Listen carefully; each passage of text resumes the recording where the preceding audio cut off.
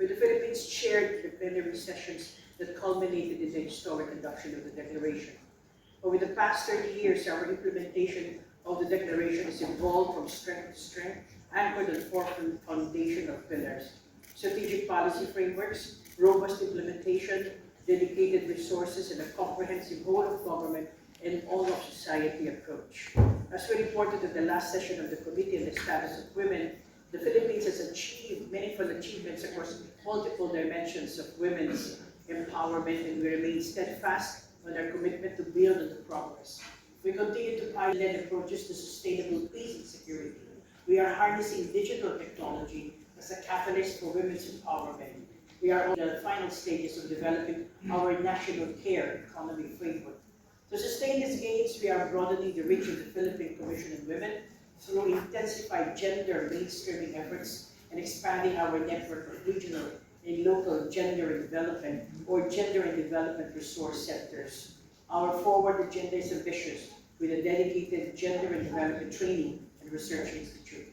In the critical area of financing of gender development, as early as 1995, our gender and development budget policy has mandated all government agencies to allocate the minimum of 5% of their total budget to programs that advance women's empowerment.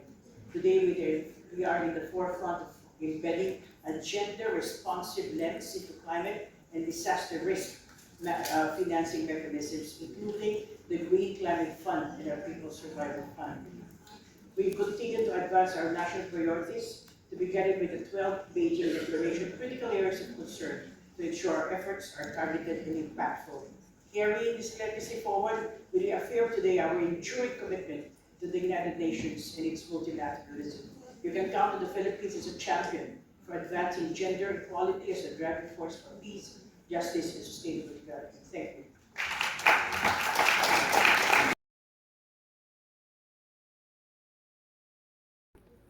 Let me begin with a question that matters. Can Syria or any country ever achieve peace if the very women carrying families to conflict are left outside the room where decisions are made? I'm here to honor Syrian women in all their roles.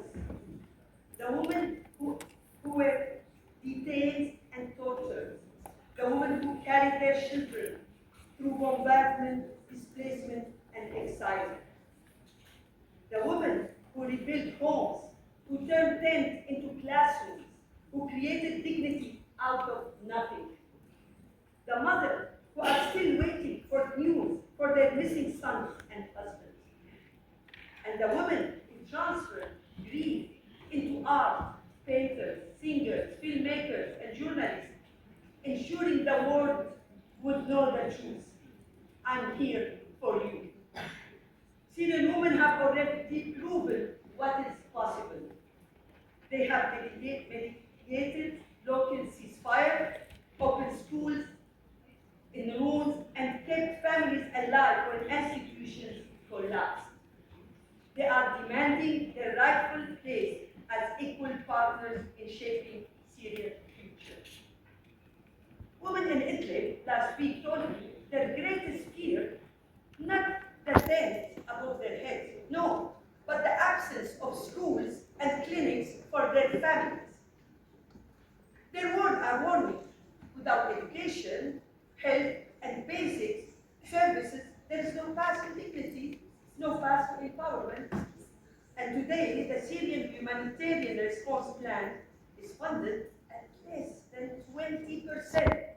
That is not statistic, by the way. It's a taste of this community's credibility. Empowering women politically, socially, and economically is not an option. It's urgent. It's only path to recovery, and it's demand action now. So today, on behalf of Syrian women, I come to you with these demands.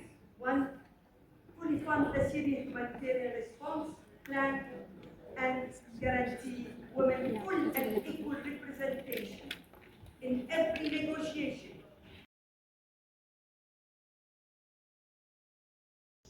Gender violence, heightened